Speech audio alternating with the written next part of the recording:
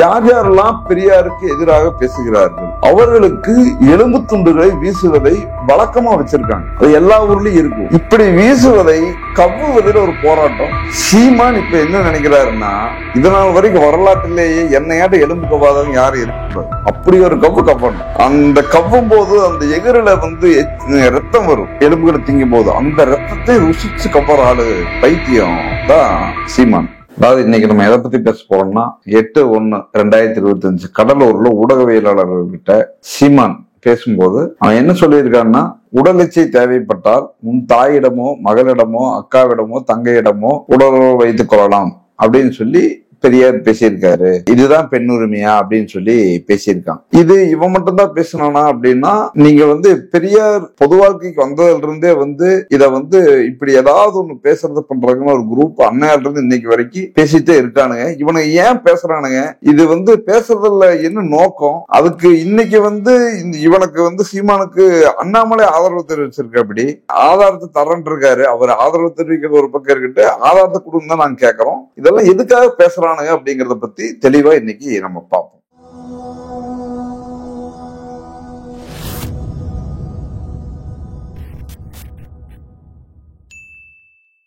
வணக்கம். நிர்மல்குமார், திராவிடர் விடுதலை கழகம் கோவை மாநகர தலைவர். சீமான் இப்படி சொல்லியிருக்காங்கல்ல, இவனை இதுக்கு முன்னால நம்ம எதிர் அமைப்பு, எதிர்கட்சி, எதிர் கொள்கையாளர்களா இருந்தா கூட அவங்கள நம்ம மரியாதை இதாதான் பேசியிருக்கோம். ஏன்னா அவங்க கருத்து தான் நம்மளுக்கு மாற்று கருத்து, எதிர்கருத்து. அந்த கருத்தை நம்ம எதிர்க்கிறமே ஒழிய அந்த நபர்களை நம்ம இது பண்றது இல்லை. அது நம்ம விட மூத்த வயதோ அல்லது ஈக்குவலான வயதோ அல்லது நம்ம விட வயதில் குறைவானவங்களா கூட இருக்கலாம். அவங்களை மரியாதையா பேசுறதுதான் நம்ம பழக்கம், நம்ம இயக்கத்தின் கொள்கை.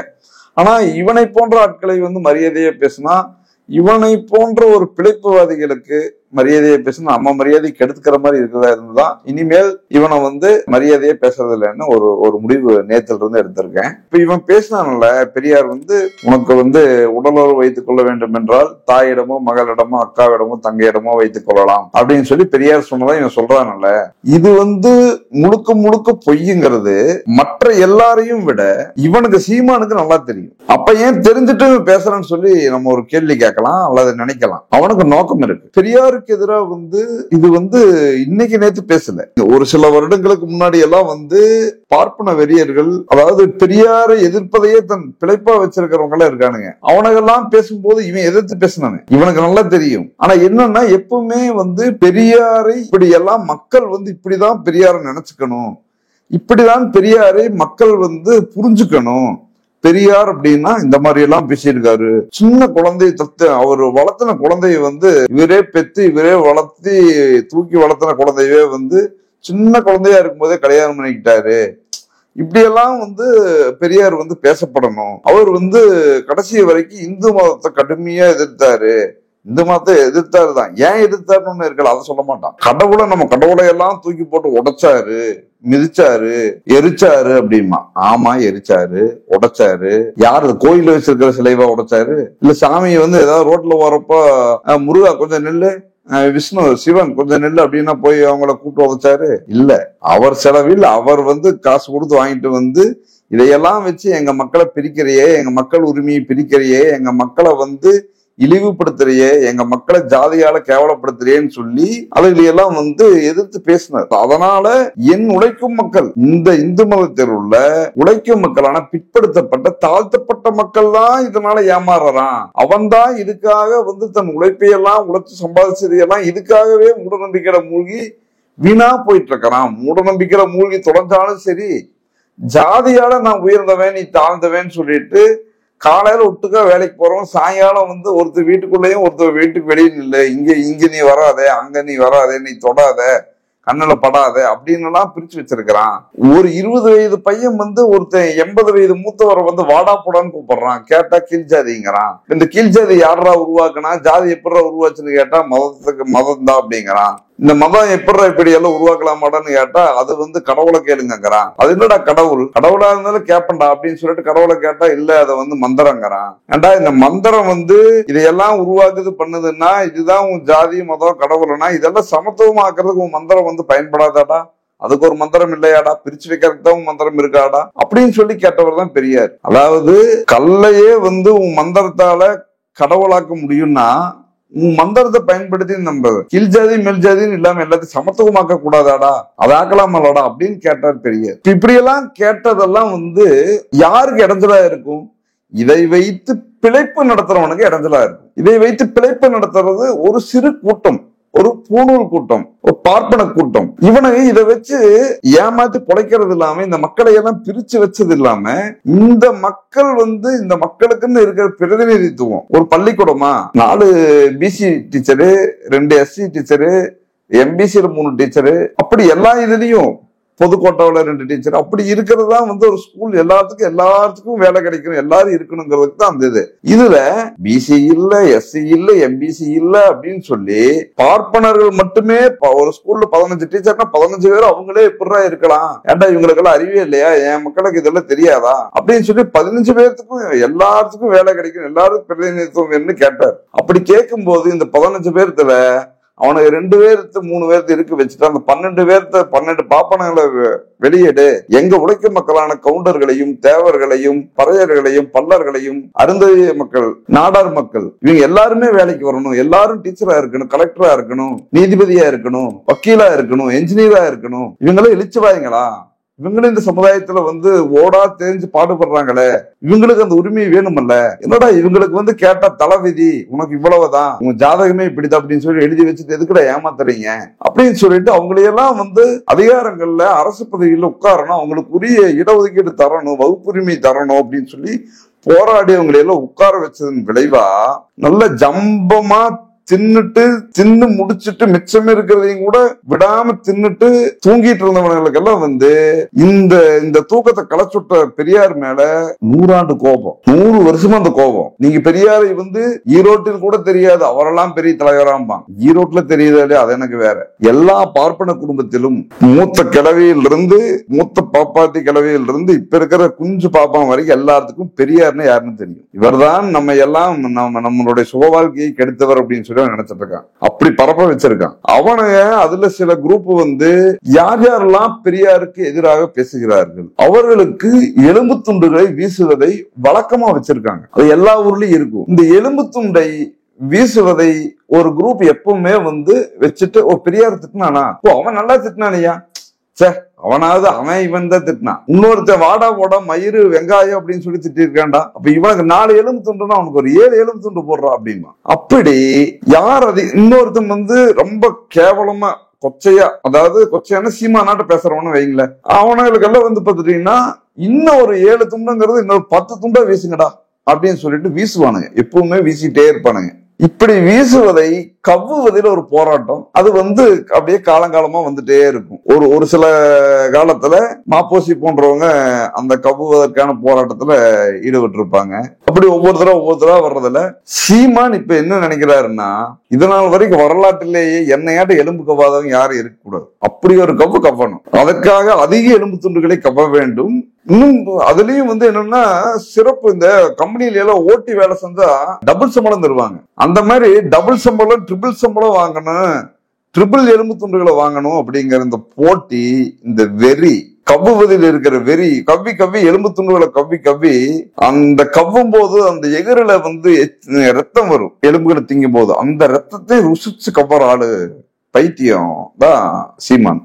அதுக்காகத்தான் வந்து இந்த பொய்யான செய்தின்னு தெரிஞ்சு இன்னைக்கு இதை வந்து ஊடகவியலாளர் சந்திப்புன்னு சொல்லி சந்திச்சு இந்த மாதிரி பெரியார் இப்படி பேசினார் அப்படி பேசினார், இவர்தான் பெரியாரா அவர்தான் பெரியாரா அப்படின்னா இவன் கிட்ட ஆதாரம் இல்ல. சரி, இவன் ஆதாரத்தை இவன் கண்டிப்பா கொடுத்தே ஆகணும், நாங்க வாங்காம விட மாட்டோம். அதற்காகத்தான் இன்னைக்கு நான் சார்ந்துள்ள திராவிடர் விடுதலை கழகத்தின் சார்பாக எங்கள் தலைவர் குளத்தூர் மணி அறிவித்தது போல் தமிழ்நாடு முழுக்க காவல் நிலையங்கள்ல புகார் மனு கொடுத்திருக்கோம். நான் உன பேச வேண்டாம்னு சொல்லல, பேசி தொலை என்ன வேணா சொல்ல, ஆனா ஆதாரத்தை காட்டு. சரியா? சரி, அவனுக்கு ஆதாரத்தை அவனுக்கு பதிலாக ஒருத்தன் ஆதரவு தெரிவிச்சு ஆதாரத்தை காட்டுற அப்படின்னு சொல்லி அண்ணாமலை பிஜேபி தலைவர் அண்ணாமலை சொல்லியிருக்காரு. நீ அவனுக்கு ஆதரவு கூட என்னமோ கூட, அது எனக்கு தேவை கிடையாது, எங்களுக்கு தேவை ஆதாரம் தான். நீ ஆதாரத்தை கொடுங்க. நீங்க இப்ப தெரியுதா இவனுக்கு யார் பின்னால இருக்காங்க என்னங்கிறது. அண்ணாமலை ஆதரவு தெரிவிச்சிருக்காங்கல்ல. அதாவது இப்ப இந்த செய்தி பேச தேவையில்லையா, ஆனா ஆதாரத்தை சாயங்காலம் கொடுப்பான. அப்ப ஆதாரத்தை அவரெல்லாம் அண்ணாமலை இல்ல யார் வேணா கொடுங்க, நாங்க எங்களுக்கு தேவை ஆதாரம் தான் வேணுங்கிறோம். அதனால் இந்த ஜம்பமாக வாழ்ந்து உழைக்காமல் அடுத்தவர்கள் உழைப்பை சுரண்டி பிழைத்துக் கொண்டிருந்தவர்களின் தூக்கத்தை கெடுத்து உழைத்தவர்களுக்கு உரிய மதிப்பையும் உழைக்கும் மக்களுக்கான சுயமரியாதையையும் உழைக்கும் மக்களுக்கான இடஒதுக்கீட்டையும் அவர்களுக்கான அதிகாரத்தையும் பெற்றுக் கொடுப்பதற்காக எப்ப தான் சாகும் வரைக்கும் போராடிய எழுதிய பேசிய ஒரு தலைவர் பெரியார். இந்த தலைவரை நன்மதிப்பை களங்கப்படுத்துவதற்காக கேவலப்படுத்துவதற்காக இவன் சீமான் இன்னைக்கு இப்படி பேசி சட்டம் ஒழுங்கு கெடுக்கும் விதமா இப்படி பேசியிருக்கான். எனக்கு என்னன்னா இவன் பேசினது ஒரு பக்கம் இருந்தாலும் இப்ப தமிழ்நாடு அரசுக்கு என்ன அப்படி ரொம்ப அறிவா யோசிச்சுட்டு இருக்காங்கன்னு எனக்கு தெரியல. என்ன ஏதாவது பெரிய ஆய்வு பண்ணி அப்புறம் அரெஸ்ட் பண்ணுவீங்களா என்ன? இல்ல ஒருவேளை அவன் பேசினாங்கிறானா, இல்லையே இது ஏஐல இது பரப்பிட்டாங்க இப்ப சொல்லுவா அப்படி. இந்த எச்ராஜா இந்த எஸ்வி சேகர் இவங்கெல்லாம் தான் அப்படி சொல்லுவாங்க. நான் இல்லை, என்னுடைய அட்மின் பேசிவிட்டார், என் அட்மின் போட்டு விட்டார் அப்படின்னு சொல்லி. அந்த மாதிரி அவன் ஏதாவது சொல்லியிருக்கானா? உங்களுக்கு என்ன அரெஸ்ட் பண்றதுக்கு என்ன வலிக்குதுன்னு எனக்கு தெரியல. சட்டமும் கேட்டா பரவாயில்லன்னு நினைக்கிறீங்களா? இவ்வளவு கேவலமா பேசிட்டே இருப்பான், நீங்க வேடிக்கை பார்த்துட்டே இருப்பீங்கன்னா இது எப்படி? இது ஒருவேளை நீங்க அவ்வளவு சகஜமா பெரிய இதா இருந்தா நீங்க வேற யாராவது பேசினா அதை பாக்குறது உங்க பாடு, அது நான் எங்களுக்கு தேவையில்லை. நீங்க தலைவர் பெரியாரின் நன்மதிப்பை கெடுக்கும் விதமாக பொய்யாக அவதூறாக எதிர்ங்க. பெரியாரை எதிர்க்கலாம், எல்லாத்துக்கும் உரிமையும் இருக்கு. பெரியார் எங்களை இப்படி சொல்லிவிட்டாரு, பெரியார் எப்படி எங்களை பேசலாம் அப்படின்னு கேட்டு எதிருங்க. அதெல்லாம் அவங்க விருப்பம். அவங்களுக்கு புரிய வைக்க வேண்டியது எங்க வேலை அதுதானே. பெரியார் இதற்காகத்தான் இதை சொன்னார், இப்படிதான் சொல்லியுள்ளார், இது சொல்லவில்லை அப்படின்னு சொல்லி நாங்க விளக்கம் கொடுக்கிறோம். இப்ப என்ன பிரச்சனைனா, இப்ப சில ஆண்டுகளா நான் கோவையிலையும் கூட சில போஸ்டர்லாம் பார்த்திருப்பீங்க பெரியார் பிறந்தநாள் அப்ப எப்படி போடுவாங்கன்னா, இவங்க இந்த அண்ணாமலை சீமான் போன்ற ஆட்களுக்கெல்லாம் ஏன் கோபம் வருதுன்னா, ஒரு போஸ்டர் பார்த்த பெரியார் பிறந்தநாளுக்கு, பெரியாரின் கடவுள் மறுப்பில் எனக்கு மாறுபட்ட கருத்து உண்டு, ஆனால் எங்கள் சுயமரியாதைக்காக எங்கள் நலனுக்காக நல்வாழ்வுக்காக காலமெல்லாம் உழைத்த பெரியாருக்கு பிறந்தநாள் வாழ்த்து, வீர வணக்கம், அவரை மதிக்கின்றோம் அப்படின்னு சொல்லி போஸ்டர் அடிக்கிறாங்க. போஸ்டர் அடிக்கிறவரு அவரு நெத்தியில குங்குமம் போட்டு வச்சு அந்த போட்டோவோட வினேஷ் பாபுன்னு ஒரு தோழர் ஒருத்தர், அவர் ஒரு போட்டோவை போட்டு போடுவார். இன்னும் எவ்வளவு பேருக்கு நீங்க பெரியார் பிறந்தநாள் அன்னைக்கு போட்டோஸ் பார்த்தீங்கன்னா, பிறந்தநாள் கொண்டாடுறவங்கல்ல அவங்க முருகனுக்கு மாலை போட்ட மாதிரியோ அல்லது வேறு ஏதாவது இவங்கதான் மாசம் யாருக்காவது ஏதோ ஒரு மாலை போட்டு ஏதோ ஒரு நோம்பி நடந்துட்டே இருக்குமே. அப்படி ஒரு பயபக்தியோடு இருக்கிறவர்கள்லாம் பெரியாருடைய பிறந்த நாளை கொண்டாடுவது, பெரியாரை நாங்கள் கடவுள் மறுப்பில் எதிர்க்கிறோம் அல்லது எங்கள் மதத்தை திட்டிவிட்டார் என்று எதிர்க்கிறோம், பெரியாரினுடைய இந்த கருத்தை எதிர்க்கிறோம், ஆனால் பெரியார் தான் எங்கள் தலைவர், பெரியார் எங்களுக்காக பேசியவர், பெரியாரின் இந்த கருத்தில் எனக்கு பெரியார் பேசிய ஆயிரக்கணக்கான விஷயங்களில் இந்த ஒரு விஷயம் எங்களுக்கு பிடிக்கவில்லை, இந்த ஒரு விஷயம் வலிக்கிறது அல்லது அந்த விஷயம் உண்மைதான், என்னால திடீர்னு ஏத்துக்க முடியல, நான் இப்படியே பழகிட்டேன், அதனால நான் பெரியார் ஏத்துக்க முடியல அப்படின்னு சொல்றவங்க இருக்காங்க. இதெல்லாம் தான் இவனுக்கு வலிக்குது. என்னடா இது எல்லாம் பேசுறானு பண்றானு, கடைசியில பெரியார் தான் தலைவரங்கிறான் அப்படிங்கறதுதான் இவங்களுக்கு இது. அதனால் இந்த சீமான் போன்ற இந்த கலைச்சடைகள் மீது சட்டம் ஒழுங்கு கெடாம இருக்கிறதுக்கு ஒழுங்கா உடனடியா நடவடிக்கை எடுக்கணும். அப்படி இல்லைன்னா இவர் தொடர்ந்து இப்படி பேசிட்டே இருந்தாருன்னா நாங்க தொடர்ந்து மனுவே கொடுத்துட்டு இருக்க மாட்டோம். அதனுடைய எதிர்விளைவு வேறு மாதிரியாக இருக்கும் என்பதை நான் இந்த நிகழ்ச்சி மூலயமா சொல்லிக்கிறோம். இன்னும் சொல்ல போனா இதற்கு முன்பே இந்த செய்தியை இந்த பெரியார் பத்தின இந்த செய்தியை என்ன சொல்லுவானுங்கன்னா, 11/5/1953 விடுதலையில வந்திருக்கு அப்படின்னு சொல்லுவாங்க. அப்ப 11/5/1953 விடுதலையில எடுத்து பார்த்தா என்னமோ விடுதலை இவனகிட்ட மட்டுமே இருக்கிற மாதிரி பேசிட்டு இருக்கானுங்க. விடுதலை 11/5 விடுதலை 4 பக்கம் இருக்கு, எங்க கிட்ட இருக்கு, நீ காட்டு. விடுதலைன்னு பத்திரிகை நீ ஆரம்பிச்சு நீ எழுதிட்டு பெரியார் எழுதுனான்னு சொல்ல வேண்டாம். பெரியார் எழுதுன விடுதலையில எங்க விட்டையும் இருக்கு, நீ காட்டு, நாங்களும் காட்டுறோம். அப்படி எங்கேயாவது இருக்கான்னு பார்ப்போம். இதுக்கு முன்னாலேயே இந்த புழுகுகளை எல்லாம் பார்த்து இதெல்லாம் பழைய புழுகு, பழைய பொய் பார்த்து எல்லா ஆதாரமும் நம்ம கொடுத்தாச்சு பண்ணியாச்சு. அதனால இப்போ என்ன இவனை ஆதாரம் கொடுப்பானுங்கிறத காத்துட்டு இருக்கோம்.